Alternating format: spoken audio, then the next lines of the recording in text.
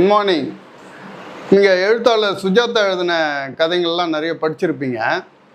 சமீபத்தில் நான் ஒரு கதை படித்தேன். அவர் எழுதின நிஜத்தை தேடி அப்படின்னு ஒரு கதை. அந்த கதையை அவர் எப்படி ஆரம்பிக்கிறாருன்னா, 11 வருஷத்துக்கு அப்புறம் ஒரு ஞாயிற்றுக்கிழமை கிருஷ்ணமூர்த்தியும் சித்ராவும் ஹாலில் எதிர்க்க உட்காந்துருந்தாங்க. கிருஷ்ணமூர்த்தி வந்து செய்தித்தாள் படிச்சுட்டு இருந்தார். சித்ரா வந்து குக்கரில் விசில் வர காத்திருக்கிற நேரத்தில் ஒரு தொடர்கதை படிச்சுட்டு இருந்தா. அந்த நேரத்தில் யாரோ கேட்டை திறந்துக்கின்னு வீட்டுக்குள்ளே வராங்க. கிருஷ்ணமூர்த்தி என்ன பண்ணுறான், எழுந்து பார்த்துட்டு யார் பாது அப்படின்றான். அந்த கேட்டை திறந்துன்னு உள்ளே வந்தவனுக்கு ஏறக்குறைய ஒரு 30 வயசு இருக்கும். அழுக்கு சட்டை, அழுக்கு வேஷ்டி, கையில் ஒரு தட்டு வச்சுக்கிட்டு அந்த தட்டில் கொஞ்சம் பூவெலாம் இருக்குது. நிறைய 1 ரூபா 2 ரூபா ஒரு 5 ரூபா நோட்டுங்க இருக்குது. கிருஷ்ணமூர்த்தி யார்ப்பா அப்படின்னோடனே அப்படியே திடுக்கிட்டு போய், சார் வணக்கம் சார், ஊருக்கு புதுசுங்க சார், வேலை தேடியத்துக்கு வந்தேன். வேலை தேடி வந்த இடத்துல காலையில் என் ஒய்ஃபு திடீர்னு இறந்து போயிட்டாங்க சார். போனால் அங்கே இருக்குது சார், எடுக்கிறதுக்கு காசு இல்லை, நீங்கள் பெரிய மனசு பண்ணி ஏதாவது உதவி பண்ணணும் சார், அதுக்காக தான் வந்தேன் அப்படின்னு கேட்குறான். எந்த இடம், அட்ரஸ் சொல்லு அப்படின்றான் கிருஷ்ணமூர்த்தி. அதாவது இங்கே பார்க்கணும், நம்ம பொண்டாட்டி செத்துட்டா அப்படின்னு சொல்லிட்டு யாராவது ஒருத்தர் உதவி கேட்டுட்டு போனால் உடனே அந்த இன்சிடெண்ட்டே நம்மளை வந்து ஒரு உழுக்கும். நம்மளால் கையில் கிடச்சது ஏதாவது ஒன்று கொடுக்கறதுக்கு தான் பார்ப்போம். ஆனால் கிருஷ்ணமூர்த்தி அப்படியேப்பட்ட டைப் கிடையாது, எதையும் விசாரிப்பான். அதனால் எந்த அட்ரஸுப்பா அப்படின்றான். வந்தவன் சொல்கிறான், கோகுலப்பாக்கம் சார், தேட்டர் பக்கத்தில் 3வது தெரு அப்படின்றான். கோகுலப்பாக்கமா? கோகுலப்பாக்கத்தில் எங்கே? சித்ரா பக்கத்தில் வந்து நின்றுங்கன்னு, ஏங்க அவங்ககிட்ட என்னங்க கையில் என்ன காசு இருந்தால் கொடுத்து அமுச்சு விடுங்க, நீ கம்னரு அப்படின்றான். சரி, கோகுலப்பாக்கத்தில் எங்கே? HMT அவுட்டா, இல்லை இந்திரா நகரா, இல்லை கோகுலம் காலனி உள்ளவே வா அப்படின்னு. சார், நான் அந்த ஊருக்கு வந்தே 3 நாள் தான் சார் ஆகுது, கரெக்டாக சொல்ல தெரில. அந்த தேட்டருக்கு பக்கத்தில் சார். எந்த தேட்ரு? பேர் என்ன சார்? இங்கே இருக்கிறதே ஒரே ஒரு தேட்டர் தானே சார், உங்களுக்கு பேர் தெரியாதுங்களா அப்படின்னு. எனக்கு தெரியும், நீ சொல்லியா அப்படின்னா. சித்ரா பக்கத்தில் உட்காந்துன்னு, ஏங்க அவங்ககிட்ட என்னங்க வாக்குவாதம், ஏதோ ஒன்று கொடுத்து அமுச்சு விடுங்க, நீ கம்னரு சித்ரா, நீ சொல்லியா எந்த தேட்டரு பேர் என்ன அப்படின்னு. பேர்லாம் தெரியலங்க, நான் வந்தே இப்போ தாங்க ஆச்சு. நான் என்னங்க நீங்கள் இப்படி போலீஸ்காரங்க கேள்வி கேட்குற மாதிரி மடக்கி கேட்டுன்னு இருக்கிறீங்க அப்படின்றான். நான் அதெல்லாம் கேட்கல, அட்ரஸை ஒழுங்காக சொல்லு அப்படின்னு. பக்கத்தில் இருந்த சித்ரா இப்போ அவன் கண்டிப்பாக கோவப்பட்டு, போடா வந்து விட்டான் வேணாம், வேணாம், பொண்டாட்டி செத்தான் வந்து கேட்குறேன், சும்மா தேவையில்லாத மிரட்டி கேட்டுன்னு இருந்துக்கிறிய அப்படின்னு திட்டுவான்னு எதிர்பார்க்குறா சித்ரா. ஆனால் வந்தவன் அந்த மாதிரிலாம் ஒன்றையும் திட்டலை. அப்படியே உட்காந்துன்னு தலைமையில கையை வச்சுன்னு ஓன்னு அழறான். அழுதுட்டு, சரி சார், ஏதோ உதவின்னு வந்த முடியலன்ட்டிங்க, சரி நான் வரேன் சார் அப்படின்னு சொல்லிட்டு கேட்டை திறந்துன்னு கேட்டை சாத்திட்டு அப்படியே வெளியில் போயிட்டான். சித்ரா உடனே கூப்பிட்டு சொல்கிறான், ஏங்க என்னங்க நீங்கள் பண்ணுறது அநியாயமாக இருக்குது, பொண்டாட்டி செத்துச்சுன்னு வந்து கேட்குறான், நீங்கள் இந்த மாதிரி பண்ணிட்டீங்களே, கூப்பிடுங்க அவன். இல்லை அவன் சித்ரா அவன் போயிட்டான். இல்லைங்க, கூப்பிட்டு ஏதாவது ஒரு ரூபாய் 2 ரூபாய் ஒரு 5 ரூபாய் கொடுத்து அனுப்புங்க அப்படின்னு. கேட்டுக்கு வெளியில் வந்து பார்க்குற கிருஷ்ணமூர்த்தி கொஞ்சம் தூரம் அவன் அழுதுனே போகிறான். சட்டையில் அப்படியே கண்ணெல்லாம் தொடச்சிட்டு அப்படியே போயிட்டான் சித்ரா விடுன்னு. என்னங்க இது? இல்லை சித்ரா, சும்மா வரவும் போகிறவங்களாம் நம்ம வந்து ஏமாத்துற ப்ராடு பசங்க நிறைய இருக்கிறானுங்க. பெத்த தாயே என்ன பண்ணிட்டானுங்க, செத்துப்புட்டா அப்படின்னு சொல்லிட்டு துட்டு வந்து கேட்பானுங்க. அப்படியேப்பட்ட உலகம் இது. நம்ம வரவும் போகிறவங்களாம் நம்ம துட்டு குத்துன்னு இருக்கக்கூடாது, ப்ராடு பசங்க ஏமாத்துவானு. இல்லைங்க, எனக்கு என்னமோ அவன் பேசுறத பார்த்தோம், அழறத பார்த்தோம், அவன் அப்படியேப்பட்ட ஆள் மாதிரிலாம் எனக்கு தெரியலங்க அப்படின்னு. உனக்கு தெரியாது சித்ரா, இப்படி தான் நிறைய பேர் சுற்றின்னு இருக்கிறாங்க. அன்றைக்கி கூட ஒரு பொம்பளை வந்து நான் திருப்பதிக்கு போகிறேங்கன்னு சொல்லிட்டு துட்டு வந்து கேட்டது, அதை நான் தியேட்டரில் பார்த்தோம், ஞாபகம் இருக்குதா உனக்கு? அந்த மாதிரிலாம் பண்ணுவாங்க நீங்கள். ஆனால் அதெல்லாம் இல்லைங்க, ஆனால் இவன் பேசுறத நம்ம எனக்கு உண்மை மாதிரியே தெரியுதுங்க அப்படின்னு.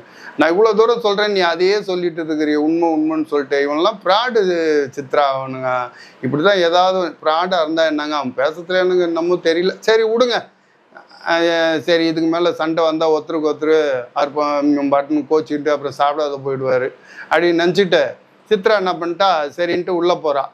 சரிண்ணே கிருஷ்ணமூர்த்தி நம்ம மாட்டி நியூஸ் பேப்பரை எடுத்து வச்சுன்னு இவர் படிக்க ஆரம்பிக்கிறாரு. இவருக்கு படிக்கும்போது அந்த படிப்பு மேலேயே இவருக்கு எண்ணம் போகலை. இவ்வளோ தூரம் சொல்லியும் இவ பாரு நம்பவே மாட்டேன்றாள் அப்படின்னு சொல்லிட்டு, சித்ரா இது இப்போ இன்னைக்கு நேற்று நடக்கிறது இல்லை, எப்போ பார்த்தாலும் இது மாரி தான் எவனா நான் இல்லாத நேரத்தில் வந்தால் கூட நீ அவனுக்கிட்டே இதுமாரி பேசிகிட்டு இருக்காத அப்படின்னு. அதெல்லாம் இல்லைங்க, ஆனால் எனக்கு என்னமோ நீங்கள் பண்ணது என்னமோ இதுவும் இல்லை, நம்ம எவ்வளோ செலவு பண்ணுறோங்க, தண்டத்துக்கெலாம் செலவு பண்ணுறோம், நம்ம கையில் கிடச்சது ஏதாவது ஒன்று கொடுத்துட்டு போயிருக்கலாம் அப்படின்னு. நான் மடியாக சொல்லிகிட்டே இருக்கிறேன், நீ இதே தானே பேசிகிட்டு இருக்கிற. இதெல்லாம் இப்போ வரவன் போகிறவனுங்களாம் இந்த ப்ராட் பண்ணுங்களாம் நம்ம போட்டு அவனுங்களை என்கரேஜ் பண்ணக்கூடாது சித்ரா அப்படின்றான். சொல்லி முடிச்சோன்னா அவங்ககிட்ட எதுவுமே பதில் வரல. சமையல் ரூம்லேயே இருக்கிறா. சித்ரா அப்படின்னு குரலை கொடுக்குறான், மறுபடியும் பதில் வரல. சரின்னு உள்ளே எழுந்து போய் பார்க்குறான். பார்த்தா சித்ரா உட்காந்துன்னு வெம்பி அழுதுன்னு இருக்கிறான். என்ன சித்ரா என்ன அழுதுன்னு இருக்கிற? இல்லைங்க, அவனுடைய துக்கம் அவனுடைய சோகத்தெல்லாம் ஏதோ கொஞ்சோண்டு நம்ம வீட்டில் விட்டு போயிட்டானோ அப்படின்ட்டு மனசெல்லாம் அடிச்சுக்குதுங்க. எனக்கு நம்ம மனசே சரியில்லை அப்படின்னு. இதுக்கெல்லாமா போய் இது பண்ணிட்டு இருப்ப, நான் இவ்வளோ தூரம் சொல்கிறேன்னு அதெல்லாம் விட்டுரு அப்படின்னு. இல்லைங்க, எனக்கு அவன் உண்மைதான் சொன்ன மாதிரி தான் தெரியுது. இல்லை சித்ரா பொய் சித்ரா. இல்லைங்க, பொய்யே அவன் சொல்லியிருந்தாலும் நம்மளால முடிஞ்சது ஏதோ கொடுத்துருக்கலாமோ அப்படின்னு எனக்கு மனசில் படுதுங்க அப்படின்னு. நான் இவ்வளோ சொல்லி நீ கேட்க மாட்டேல்ல, நான் உனக்கு அவன் சொன்னது ஃப்ராடு, அவன் சொன்னது பொய் அப்படின்னு சொல்லிட்டு நான் உனக்கு இப்பயே நிரூபிக்கிட்டோமா உனக்கு? நீ என் கூட கிளம்பு, அவன் சொன்னால தேட்டர் பக்கத்தில் 3வது கிராஸ் ஸ்ட்ரீட்டுன்ட்டு, வா நம்ம 2 பேரும் போகலாம், நான் நேரடியாக உன்னை நிரூபிக்கிறேன். ஐயோ எனக்கு அதெல்லாம் வேணாங்க, எனக்கு நிறைய வேலை இருக்குது. சரி விடுங்க, அவன் தான் போயிட்டான், ஏதோ முடிஞ்சு போச்சு, அதை நம்ம வேலையை பார்ப்போம் அப்படின்னு தான். அப்படிலாம் நான் விட்டுற மாட்டேன். இந்த விஷயத்துலேருந்து நீயா நானான்னு பார்த்துருவோம். நீ சொன்னது கரெக்டா இல்லை நான் சொன்னது கரெக்டா அப்படி நம்ம பார்த்துருவோம். எதுக்கு தேவையில்லாத இந்த மாதிரிலாம்? அதான் போயிட்டான், சரி விட்டுருங்க, நான் விடவே போகிறதில்ல. நான் நீ வரலன்னா பரவாயில்ல, நான் போய் பார்த்துட்டு வரேன், அவன் சொன்னது உண்மையா பொய்யா அப்படின்ட்டு நான் போய் பார்த்துட்டு வரேன் அப்படின்னு சொல்லிட்டு, ஏங்க வேணான்னு சொல்லியும் அவன் கேட்கல. சட்டையை போட்டுக்கிட்டு பெரிய கேட்டை திறந்துட்டு ஷெட்டில் இந்த காரை எடுத்துக்கிட்டு ரிவர்ஸ் எடுத்துக்கிட்டு நேராக அந்த அவன் சொன்ன அட்ரஸுக்கு போகிறான். கார் எடுத்துக்கிட்டு போயிட்டு அங்கேருந்து தேட்டருக்கிட்ட போயிடுறான். தேட்டருக்கு பக்கத்தில் தானே சொன்னான் 3வது கிராஸ் ஸ்ட்ரீட்டுன்னு சொல்லிட்டு. அந்த தேட்டருக்கு பக்கத்துலேயே அந்த 3வது கிராஸ் ஸ்ட்ரீட் வருது. அந்த 3வது கிராஸ் ஸ்ட்ரீட்டுக்கு உள்ள நுழையலான்னு இப்படி திரும்பும்போது அந்த தெருவை பார்க்குறான். அப்படியே நிறுத்திட்டான் காரை.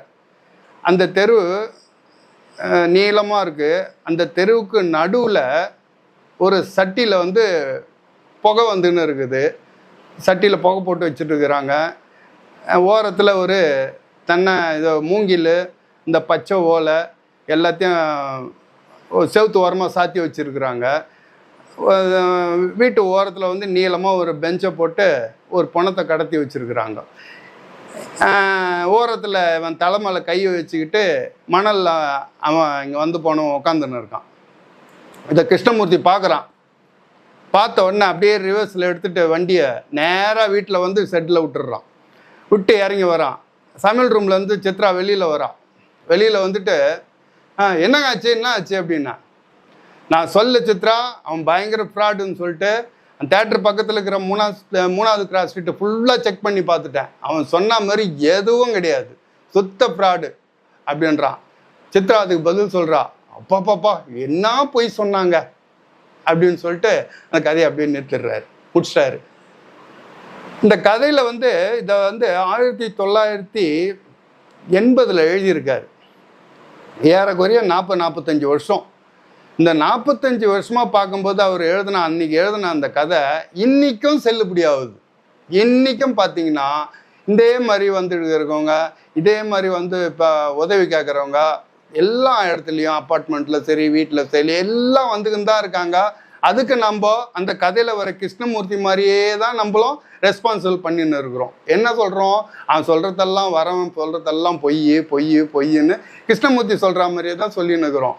அவன் சொல்கிறதுல ஏதோ ஒரு உண்மை இருக்குங்க நம்புங்க அப்படின்னு சொல்லிட்டு சித்ரா சொல்கிற மாதிரியே இன்றைக்கி நிறைய சித்ராங்க சொல்லின்னு தான் இருக்காங்க. நம்புங்க, அது அவன் உண்மையை சொல்கிறான்னா போய் இருக்கிறத நம்மக்கிட்ட அந்த கொடுத்துடலாமே அப்படின்னு சொல்லிட்டு நம்மளும் சித்ராங்கெல்லாம் சொல்லின்னு தான் இருக்காங்க. ஆனால் இன்னைக்கு வரைக்கும் கிருஷ்ணமூர்த்தி மாதிரி ஆளுங்களாம் இன்றைக்கும் இருக்காங்க, சித்ரா மாதிரி ஆளுங்களாம் இன்றைக்கும் இருக்காங்கன்னு சொல்லிட்டு அவர் அன்றைக்கி 1980 எழுதின அந்த கதை இன்றைக்கும் வந்து கரெக்டாக இப்போ இருக்கிற சூழ்நிலைக்கு செட் ஆகுதுன்றத பார்க்கும்போது ரொம்ப ஆச்சரியமாக இருக்குது. அதுக்காக தான் இந்த கதையை சொல்லலாம் நான் ஆரம்பித்தேன். Good bye.